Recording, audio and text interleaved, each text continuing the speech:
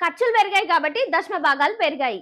10% పోయింది, 20% పోయింది. ఇప్పుడు కాస్త 23% పోయింది. అసలు మీ అంత దందా దేవుడి పేరు చెప్పుకొని ఇంకెవ్వరు ఏ మతంలోనూ చేయరనిపిస్తుంది.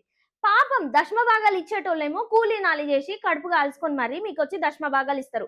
మీరేం చేస్తున్నారు?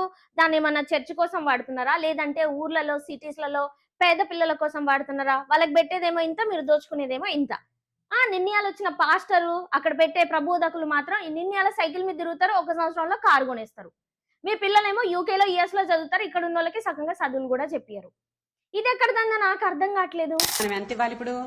23% ఇవ్వాలన్నమాట. అక్కడ దేవుడు రాసుకుంటాడంట, ఈ రోజు నాకు ఇదిగో ఇక్కడ ఉన్నటువంటి ఏంజిల్ నాకు ఈ రోజు 1000 రూపాయలు ఇచ్చింది అని రాసుకుంటారు. 10వ భాగం కూడా దేవునికి ఇవ్వలేని వాళ్ళు చాలా మంది ఉంటారు.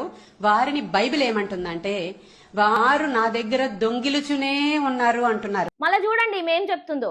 దేవుడు అంట రాసుకుంటాడంట, ఇక్కడున్న ఏంజులు నాకు 1000 రూపాయలు ఇచ్చిందని. ఎట్ట రాసుకుంటాడు? ఏమైనా చిత్రగుప్తుడా చిట్టాలు రాసుకోవడానికి? దేవుడు ఏమన్నా ఏం పని పాటు ఉండదు ఆయనకి?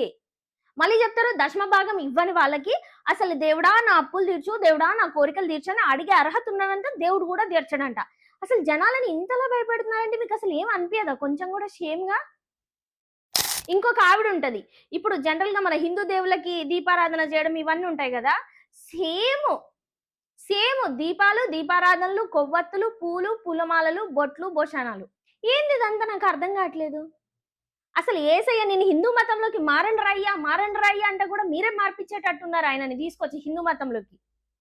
మెల్లమెల్లగా మీరే మొత్తం మారుతున్నారు. ఇంకా నయ్యం కొన్ని రోజులు అయ్యాక మీరే మా మతంలోకి వచ్చారంటారేమో మమ్మల్నందరిని. మీకే తెలవాలి. మీరేమంటారో కామెంట్ చేయండి.